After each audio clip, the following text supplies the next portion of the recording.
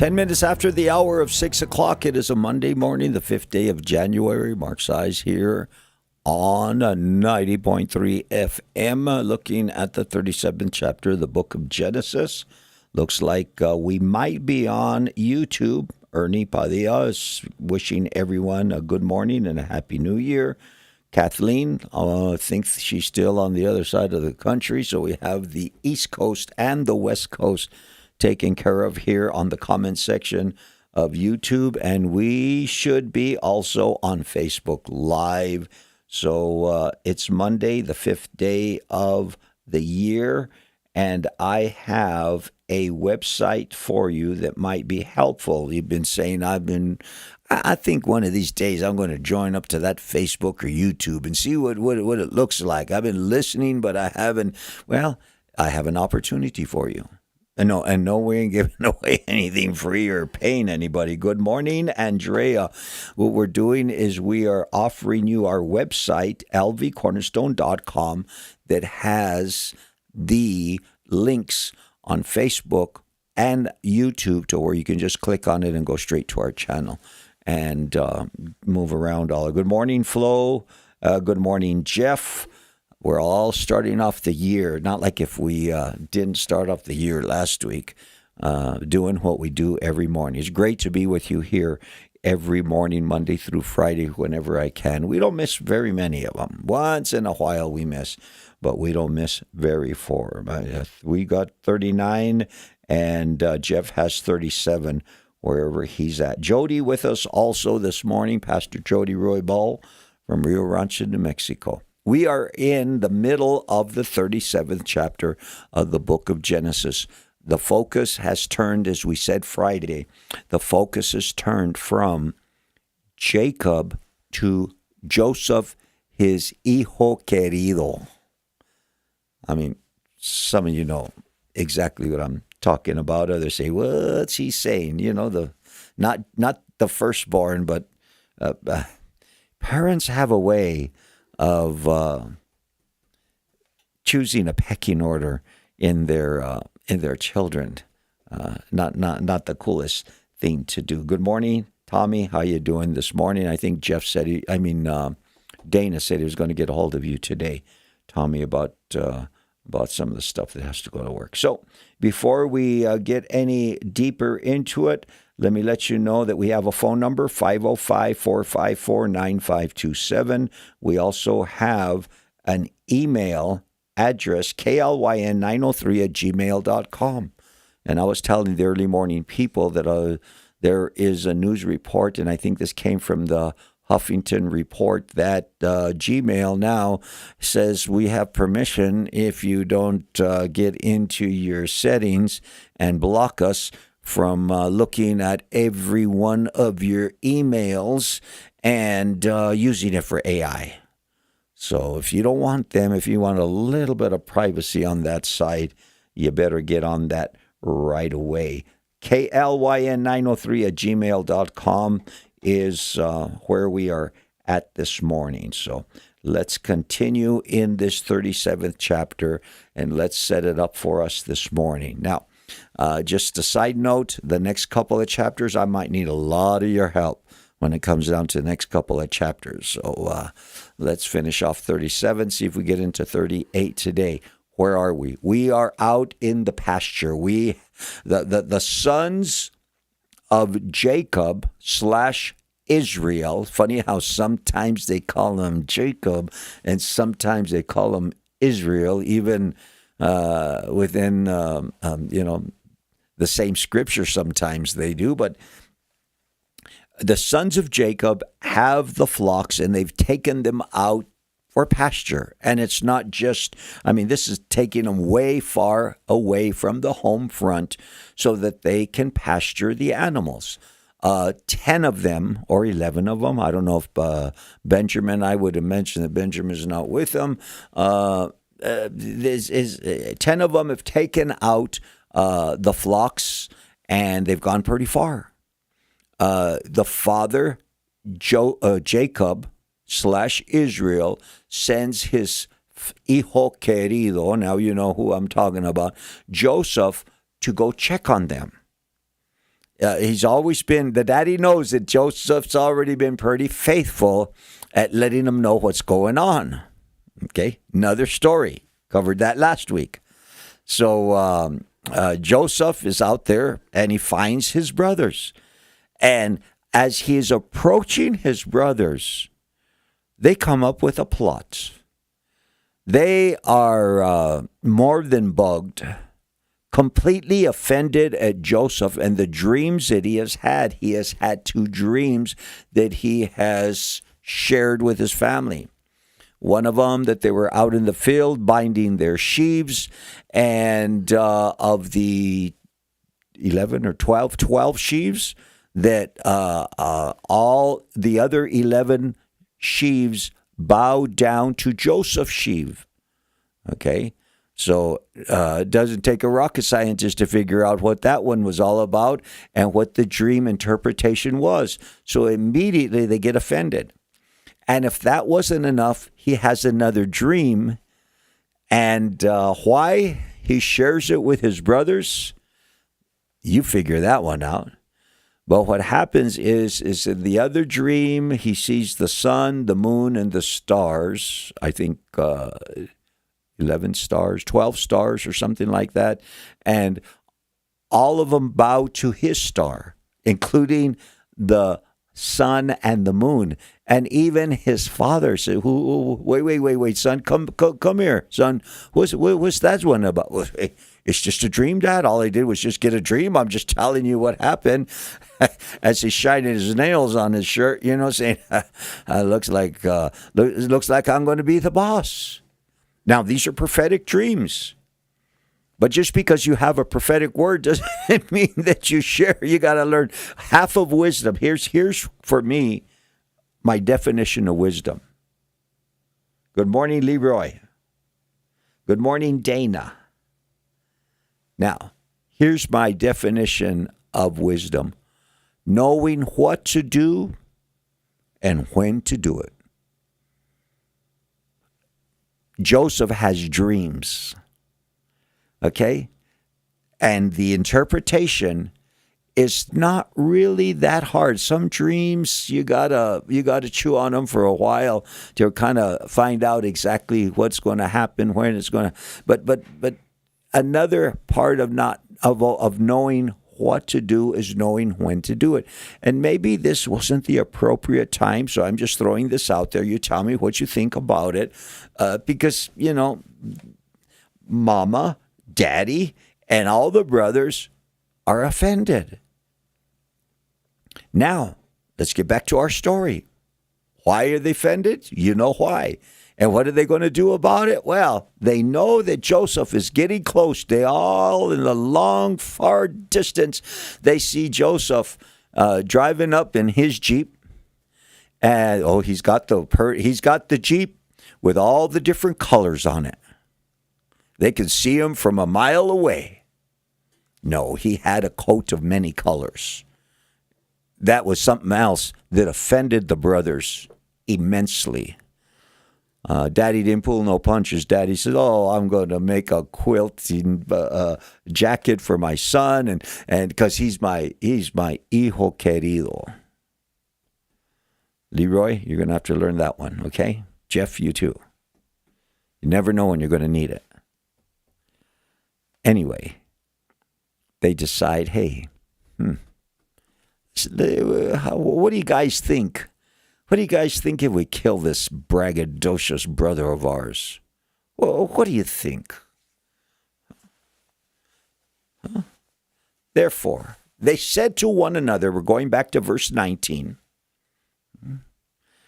Before he came near them, verse 18 says, they conspired against him to kill him. That's a big offense that they're carrying around with them, okay? And I do not back them up on having an offense at what they're doing, but they're offended. I mean, you talk about an offense. Well, she didn't talk to me, and I'm offended, and she hasn't called me, and how come well, okay, that's one thing. This one is death threats. Ain't the first time in the family we've had death threats before.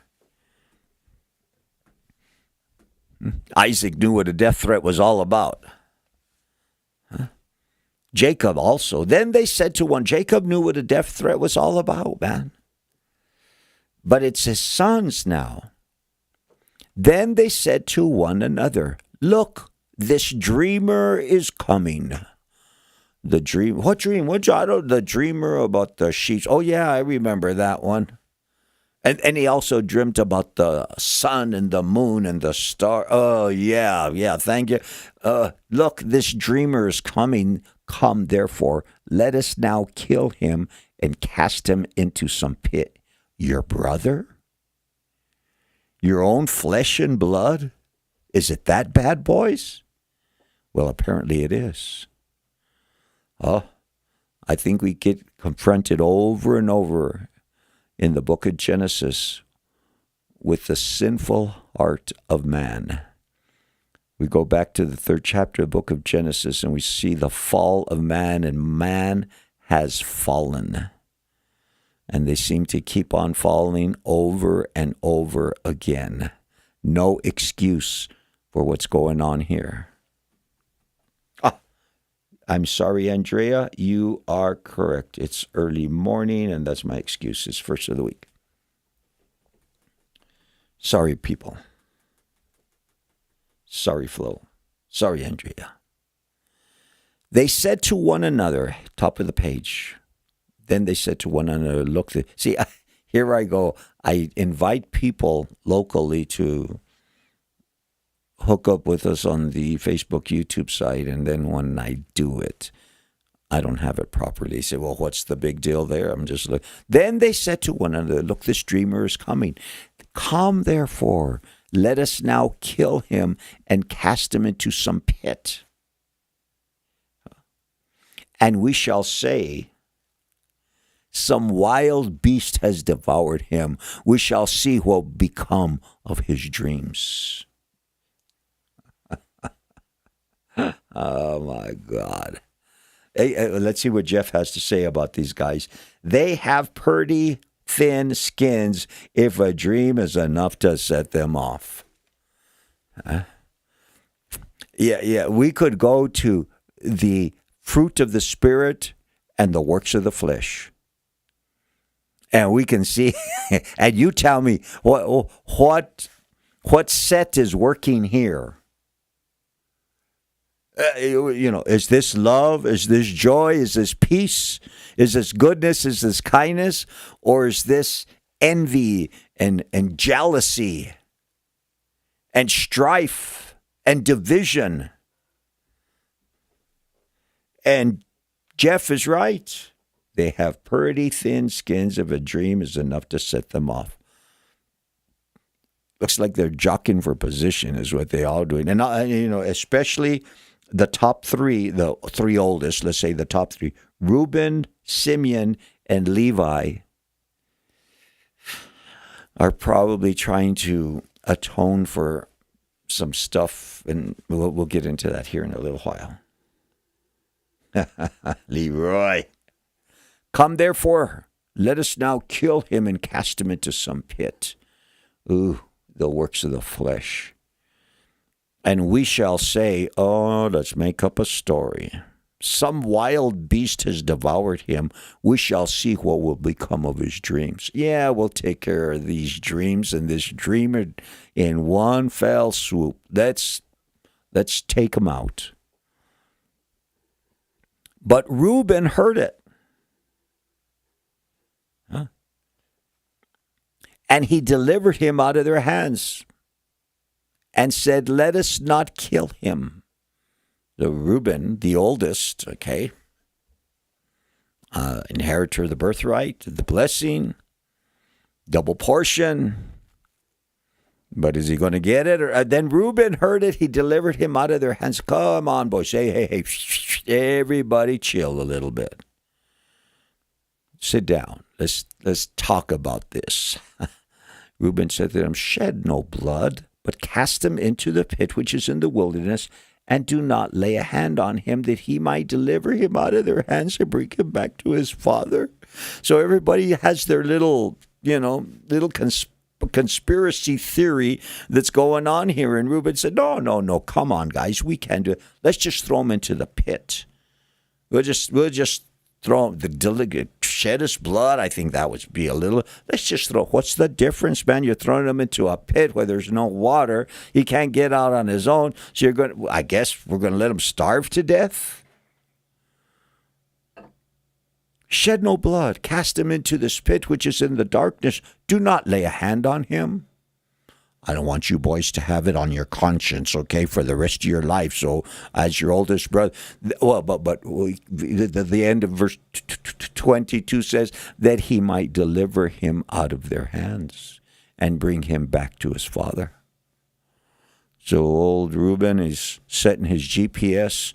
And he's saying, we're going to keep on going, and pretty soon we're not going to be here forever. And when everybody's gone, I'll come back and I'll pull him out of the pit, and I'll take him to Jacob, and I'll say, you never believe what they're trying to do to your favorite son, Joseph. What do you think about me now, Dad? I mean, yeah, okay, I made a mistake. I did a couple of things that weren't cool, but it's just plotting. It's still the flesh. That he might deliver him out of their hands and bring him back to his father. And you say, well, you have to think this thing through, okay? They're all conspiring to throw him in the pit, and then they're all going to leave, follow the sheep, the goats, whatever they're, follow him and keep on going, and thinking that he's going to starve to death. But Reuben is going to sneak away, rescue Joseph, take him to Jacob. Now everybody's going to not like or be offended at Reuben. And I go, so as long as he makes it well with Daddy, that's okay, I guess. So it came to pass, when Joseph had come to his brothers, that they stripped Joseph of his tunic of many colors that was on him. Then they took him and cast him into a pit. The pit was empty. There was no water in it. So they throw him in the pit, throw him in a hole, no water there, and they go on down following the grass. And they sat down to eat a meal. Whew. We're going to have to, everybody, I would, well, maybe I would be able to eat sandwiches. I don't know if I would be able to. I need thee. Oh, I need thee. Every hour I need thee. Oh, bless me now, my Savior. I come to thee. I need thee, oh, I need thee. Every hour I need thee.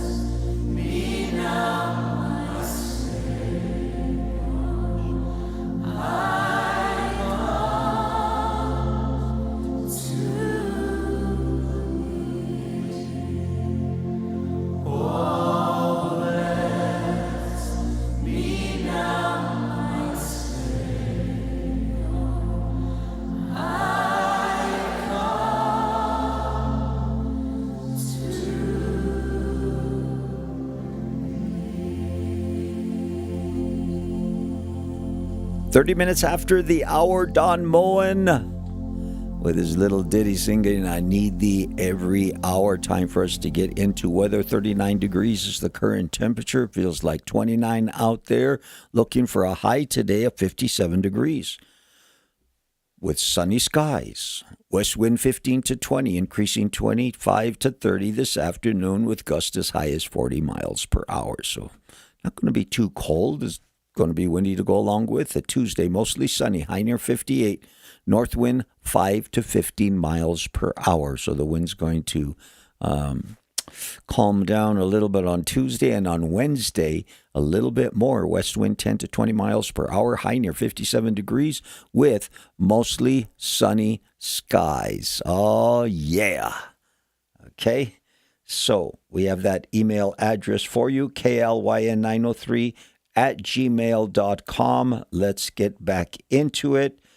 John D, you're late on the eyes, man. You know, but here's what Jody says: jealousy is a crazy thing.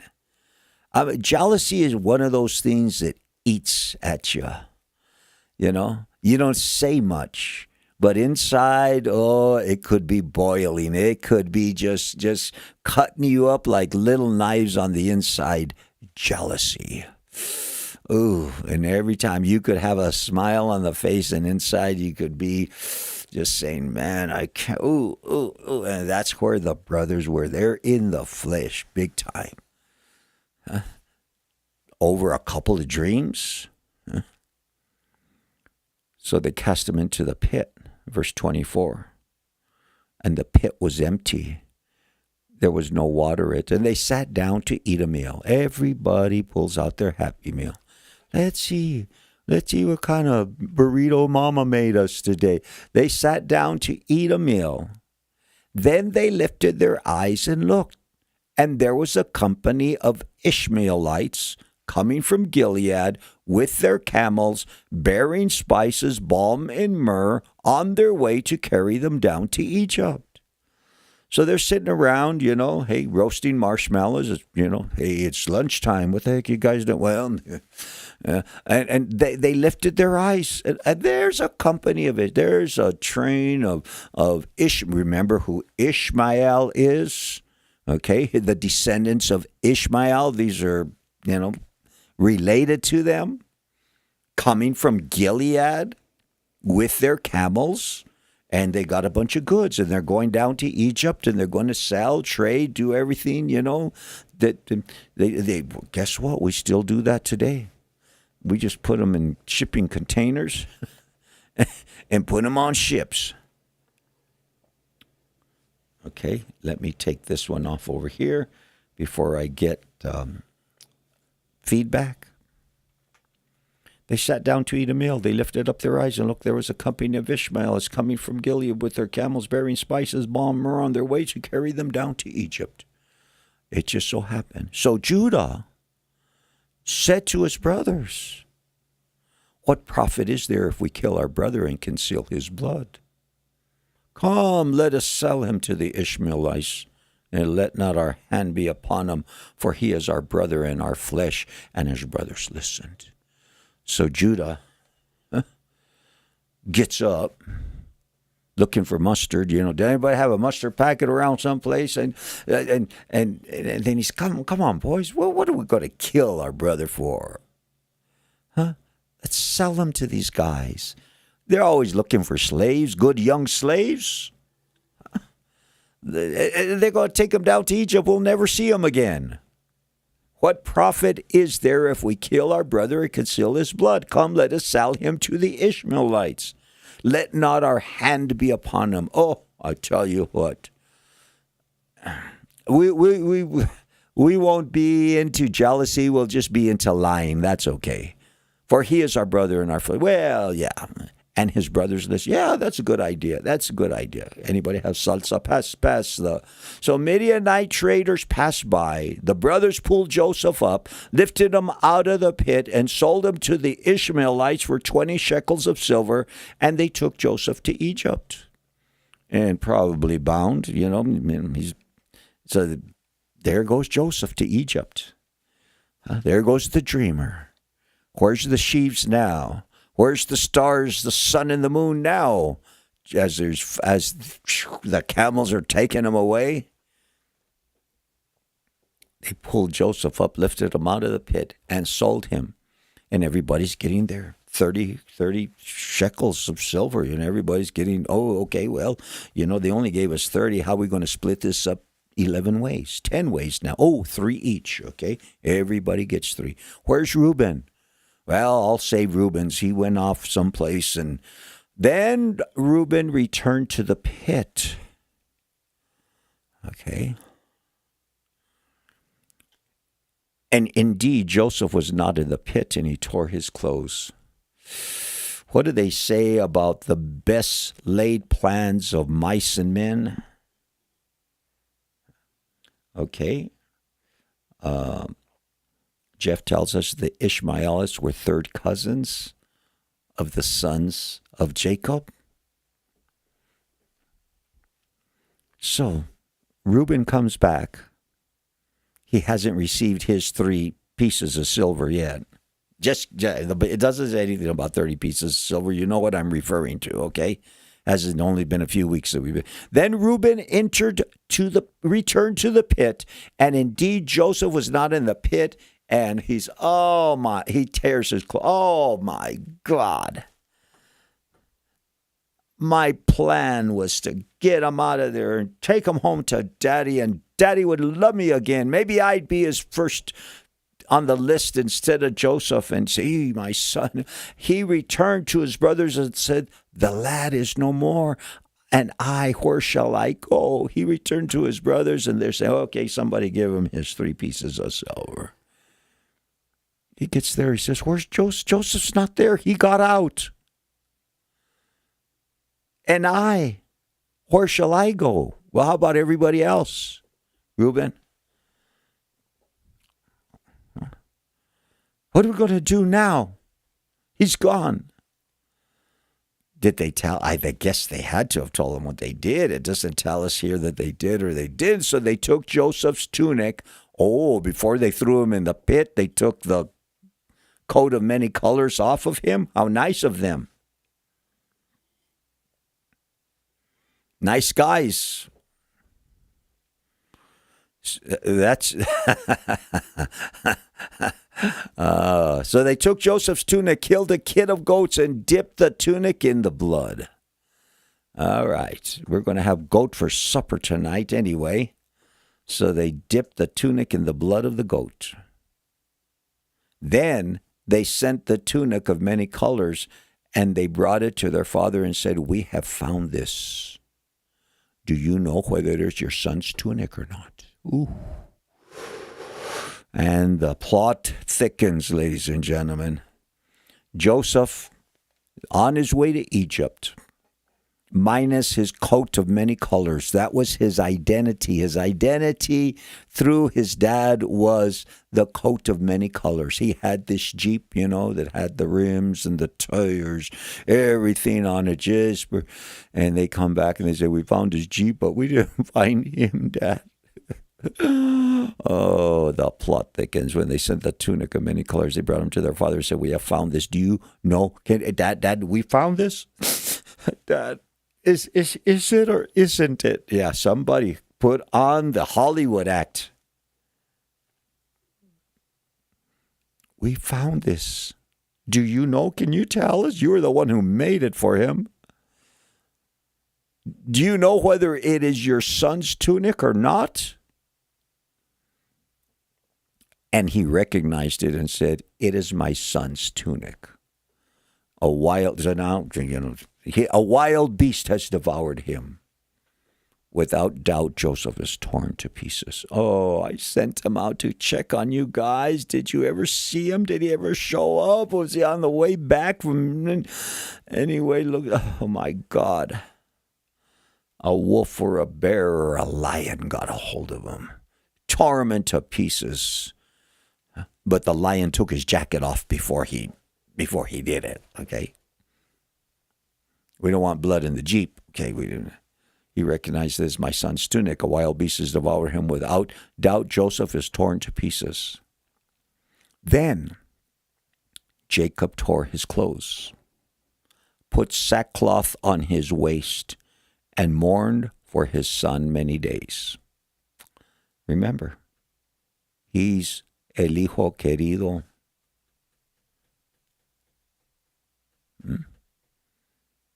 Jacob tore his clothes, put sackcloth on his waist, and mourned for his son many days. You go talk. No, you go talk. No, you go talk to him. And all his sons and all his daughters arose to comfort him. Now, all we have heard about is one daughter. I think maybe there would be a reference to multiple daughters earlier, but it was Dinah that was the one daughter that came with them from Padan Aram. And apparently there were other daughters, from the 4 wives that he had. All his sons and all his daughters arose to comfort him. Dad, I made your favorite eclair with Bavarian cream filling on the inside. John, that's your fault. John Esquivel, that's your fault. And all his sons and all his daughters arose to comfort him, but he refused to be comforted, and he said, I shall go down into the grave to my son in mourning. Thus his father wept for him. So nothing was working for Jacob. He's broken up. He's lost his son. The favorite son, he's lost him. And nothing is working. Not even his favorite enchiladas. Now, the Midianites had sold him in Egypt to Potiphar, an officer of Pharaoh and the captain of the guard. So they make some money on him. They sell him for an amount, okay? But hey, they're out there to make some money. Wasn't he around 17 years old? I think it was at the beginning of the chapter. It said he was about 17 years old. Hey, put him on the slave block there in Cairo, and let's see what we can get for him. Oh, man. The Midianites had sold him, and guess who buys him? Potiphar. We're going to hear a lot about Potiphar. An officer of Pharaoh and captain of the guard. Something that we continue to remind you, and Joseph is going to remind his brothers one of these days, what you intended for evil, God turned for good. Only God can do this. I mean, we're talking yesterday on Sunday sermon about Israel. Is God finished with Israel? And because there's a lot of people, even a lot of Christians out there says, oh, God is finished with Israel, this replacement theology and a lot of stuff that you're going to be confronted with if you're not confronted it already. But God has a way of turning everything around with Jews and Gentiles. God has a way, including Arabs and all kinds of people that are, anyway. Well, we'll get into that one of these days. There's prophecies out there that just blow your mind, and we look at it. We look at things many times for our own perspective, and we see things. All is lost. It could be the father. All is lost. My son's lost. Joseph, hundreds of miles away. He's a slave now. He could be hanging his head. And Potiphar has sold him and brought him in as a slave into his household when he was his father's. But guess what? There's another part of the story. But it is not going to happen for a chapter or two. Isn't that the truth? It came, but and you're going to see, and Andrea, Jeff, other people that are helping me out over here. The brothers exiled Joseph to Egypt. Then, because of the drought, by God's will, they became exiled from the land of Canaan, refugees in Egypt. Andrea says, deeply loved by his father, deeply hated by his brothers. Can't we share the love? But God is working now. Here is my take. And we're going to be getting Because Egypt, let's talk about Egypt a little bit before we get into 38. Okay? Didn't Abraham go to Egypt? I think Isaac went to Egypt. I think Jacob was told by God not to go to Egypt and to stay in the land of Philistia. Didn't Moses? Did Moses go to Egypt? Hello, anybody out there? Who are some of the other people that Jesus went to Egypt? God has called and will continue to call people out of Egypt into the promised land. Joseph is going to go through his own Egypt experience. For some people, it'll be Babylon. But let me tell you what, I think we like, at least the announcer likes talking about the wilderness experience. What is there a purpose in God's order for the wilderness experience? Is there something that God is doing to Joseph in Potiphar's house in Egypt? Is there something that God is doing in Joseph's life? I think we tried covering it in Jacob's life when he was in Bethel the first time and when he was Bethel the second time 20 years later. Is it possible that God has to take us and separate us away for the mission that he has for Joseph?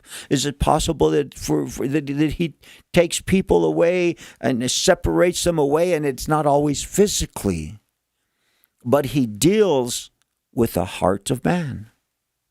Is it possible that he dealt with a nation when they came out of Egypt in the wilderness, and in a couple of years they show up at what's the name of that one little town to where they were ready to go in, and he sent 12 spies in, Kadesh Barnea, and that he dealt with a nation, not just with a person,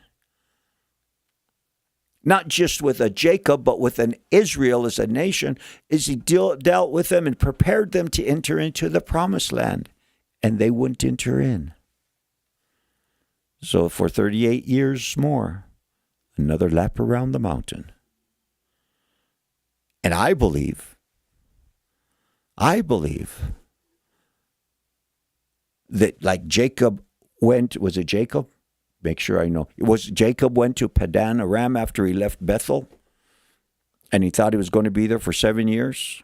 That didn't work, but he said, I'll stay another 7 years. That didn't work. He stayed for 6 years more, and almost 3 sevens, finally, he has to sneak away. But did God deal with Jacob when he was in his uncle's house? Oh, I believe so. But God was going to bring him back. Now, I believe that going to Egypt was part of God's plan. And let's see what Joseph was going to do with it. Let's see if it was going to be 2 years or 40 years. Exactly right. Preparation. Let's prepare. God prepares his instrument. And God takes him down to the potter's house. God puts him on the anvil. Now, verse 1, chapter 38, kind of like an in-between chapter or two. It came to pass, okay, Joseph is in Egypt. The brothers are and the daughters are trying to pacify Jacob, and it ain't working. He's sad every day. He's just kicking rocks.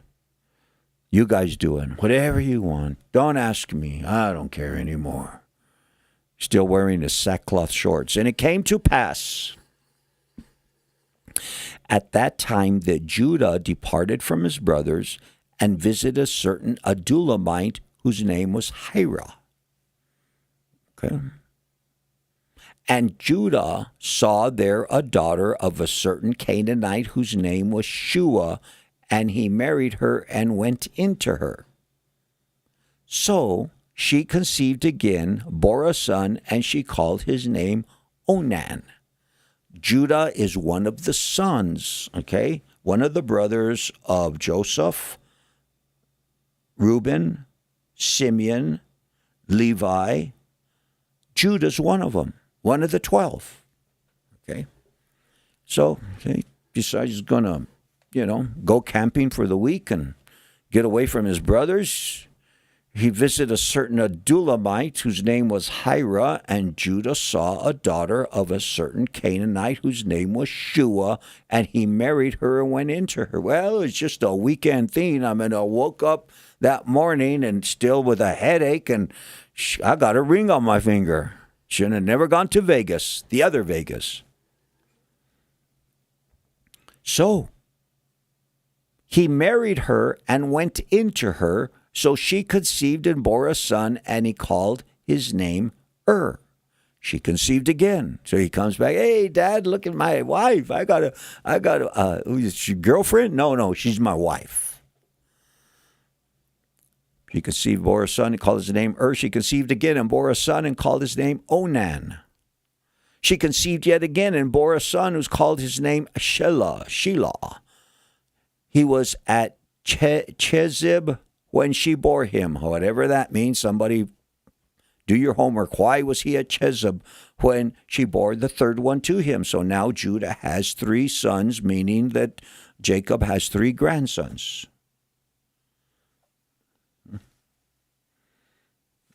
What did I say, Andrea? What did I say?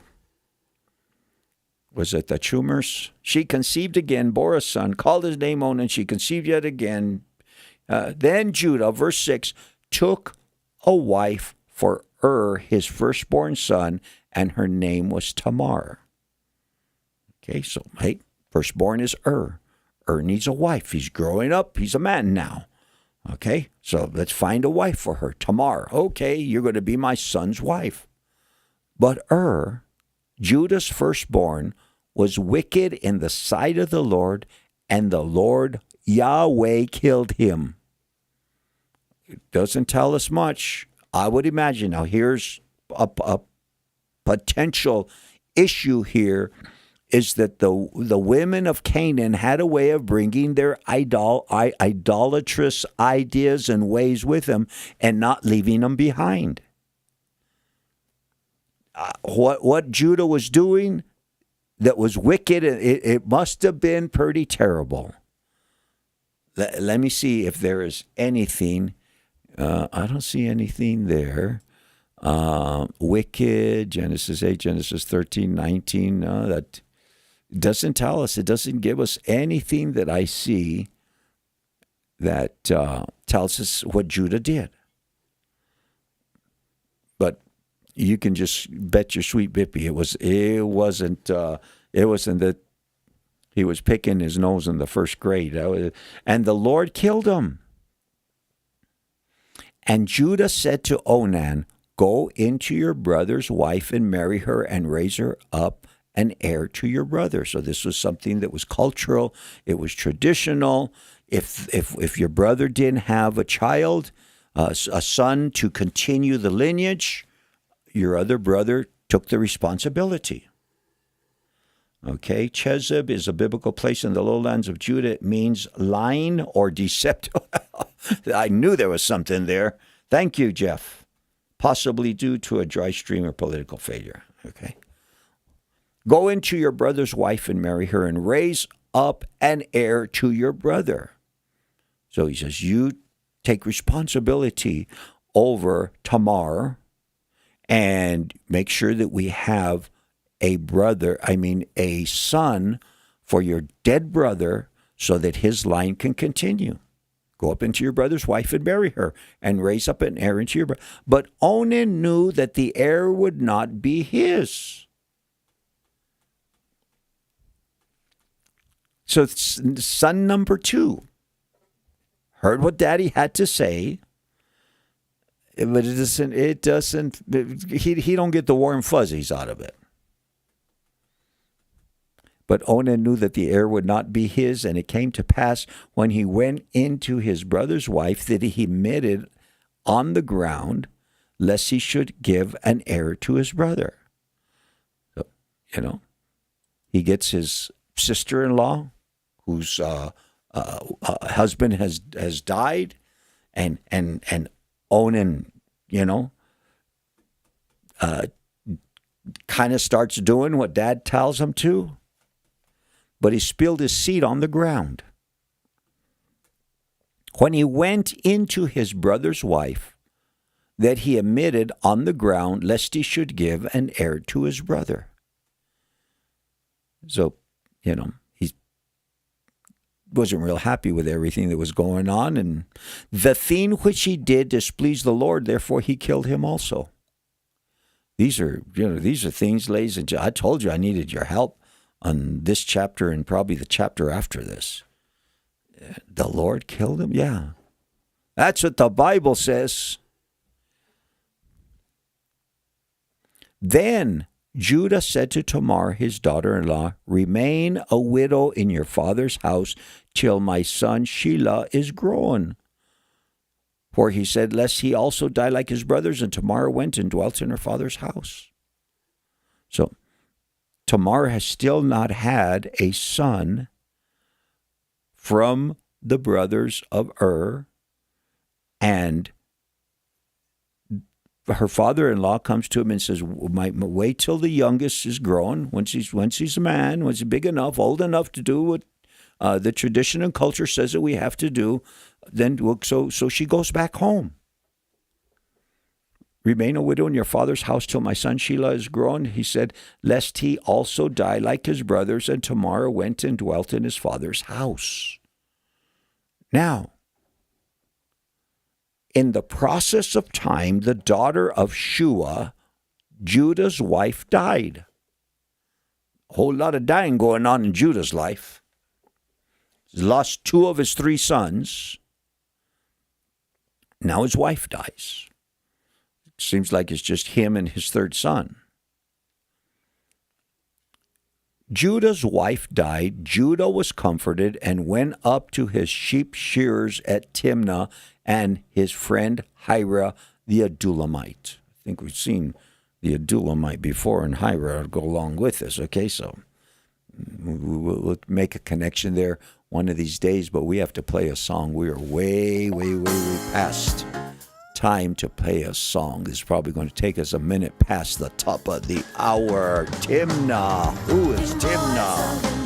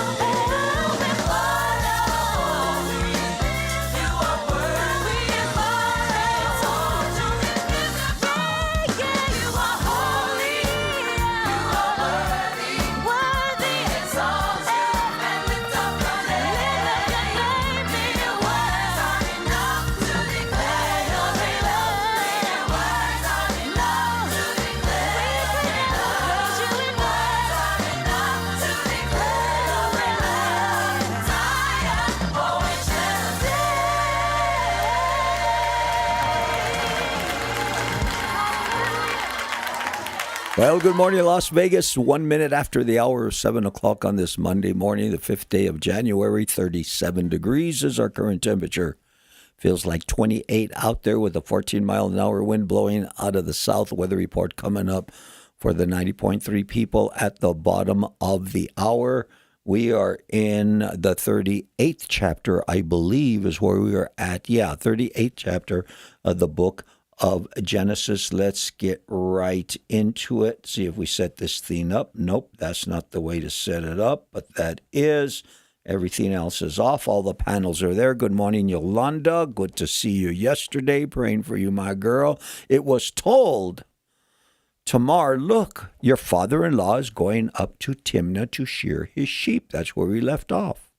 So Judah, okay, had a wife, Canaanite woman, bears him 3 sons.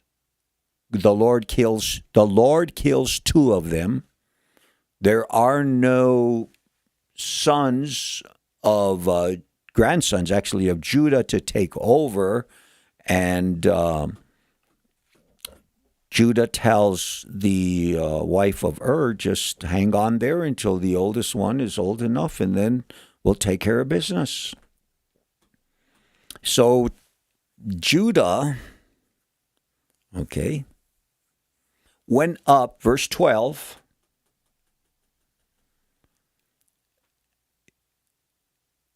died. Well, Judah was comforted and went up to his sheep shearers at Timnah, and he and his friend Hira the Adullamite. I told you we had seen him at the Hira, his friend. He's out there, having a weekend with his friend Hira the Adullamite. This is where he got the Timnah to begin with for his oldest son. And it was told Tamar, saying, look, your father-in-law is going up to Timnah to shear his sheep. Okay. Well, hey, have you seen Judah lately? No, she hasn't communicated with me at all. So she took off her widow's garments, covered herself with a veil, and wrapped herself, and sat in an open place which was on the way to Timnah, for she saw that Shelah was grown, and she was not given to him as a wife. So Judah had told Tamar, just wait till the youngest, and the youngest is grown now. And sounds like Judah forgot his promise. Just throwing it off to the side. Something, well, it's been a long time. That was in another world, in another place. She took off her widow's garments, covered herself with a veil, wrapped herself, sat in an open place, which was on the way to Timnah, for she saw that Shelah was grown, and she was not given to him as a wife. She's been waiting with widow's garments. Who's the righteous one here? Anyway. She's been doing it, and all of a sudden, she figures out, you know what? The old man isn't covering his word. So she goes over there. She sets up shop on the road that Judah was going to pass by. But she doesn't have her widow garments on her. She covers herself with a veil and wrapped herself in the garments of a harlot. When Judah saw her, he thought she was a harlot because she had covered her face. Then he turned to her by the way and said, please let me come into you, for he did not know that she was his daughter-in-law. So she said, what will you give me that you may come into me? This is our, you want to start talking about the tribes of Israel. You want to talk about we talked about Israel and God's not finished with it. Well, here's the root of it all. From Reuben to Simeon to Levi, now to Judah, and all the brothers selling Joseph. And Joseph is he's in Egypt, man. He's in Egypt. He's on the potter's wheel. When Judah saw her, he thought she was a harlot because she had covered her face. Then he turned. Oh, he blinded by lust. Oh, I didn't say that, did I? Well, then he turned her by the way, said, "Please let me come into you," for he did not know that she was his daughter-in-law. So she said, "What will you give me that you may come into me?" And he said, "I will send a young goat from the flock." So she said, "Will you give me a pledge till you send it?" Hey, ma'am, madam, how much for your services? What would you like to give me? I'll give you a goat.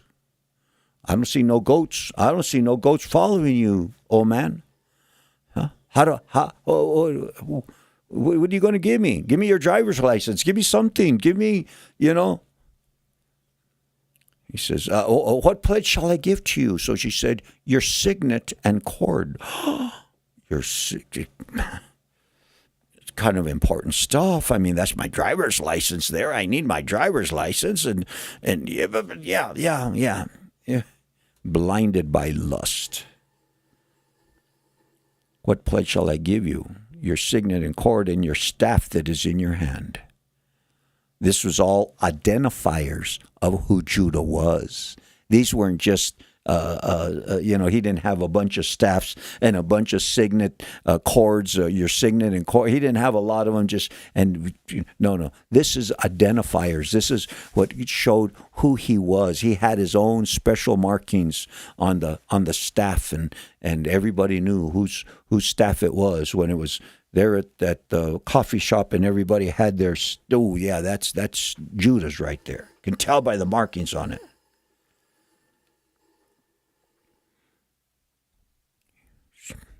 Then he gave them to her, went into her, and she conceived by him. So she arose, went away, laid aside her veil, put on the garments of her widowhood. And Judah sent for the young goat by the hand of his friend, the Adullamite. Hey, Hiram, you think you can lend me a goat, man? I got to pay a bill. Judah sent the young goat by the hand. I guess he gives Hiram the goat. See, can you take this over to that harlot that's over there on the road to receive his pledge from the woman's hand? But he did not find her. Then he asked the men of that place, where's the harlot who was openly by the roadside? They said, there was no harlot in this place. So he returned to Judah and said, I cannot find her. Also the men of the place said, there's no harlot in this place. They say, we don't know what he's talking about. We don't have harlots around here, man. There was nobody setting up shop there. Then Judah said, let her take them for herself, lest we be shamed. Oh, I guess I lost my driver's license. I'll just go get another one. For I sent this young goat, and you have not found her. I was doing the honorable thing by paying my bill. Yeah, Judah. Came to pass about 3 months after that Judah was told, saying, Tamar, your daughter-in-law, has played the harlot. Furthermore, she is with child by harlotry. So Judah said, bring her out and let her be burned. I've been wanting to get rid of this problem anyway, and now I have a good excuse to get rid of this problem. Anybody ever been there before? Huh? Anybody ever been there before? To say, yeah, we got a problem. Like, oh, it just so happens we have a solution to the problem. Let's take care of business. When she was brought out, pull her out, throw her on the floor. You've been playing the harlot, haven't you, girl? Huh? Burn her, man. Somebody do the Daniel thing. Let's bring up the temperature. When she was brought out, she sent to her father-in-law, saying, by the man to whom these belong, I am with child. So she pulls out the signet and the cord and the staff, and she throws them down there. Yeah. Who you been messing around with, girl? Well, whoever this stuff belongs to, that's who I've been messing around with. So Judah acknowledged them. All of us, all of us busted and disgusted. So Judah acknowledged them and said, she has been more righteous than I, because I did not give her to Shelah my son, and he never knew her again. I had to play a song to keep me on time. So you're hearing a little bit of song in the background, but we're going to finish off the chapter. Now it came time to pass at the time for giving birth, that behold, twins were in her womb.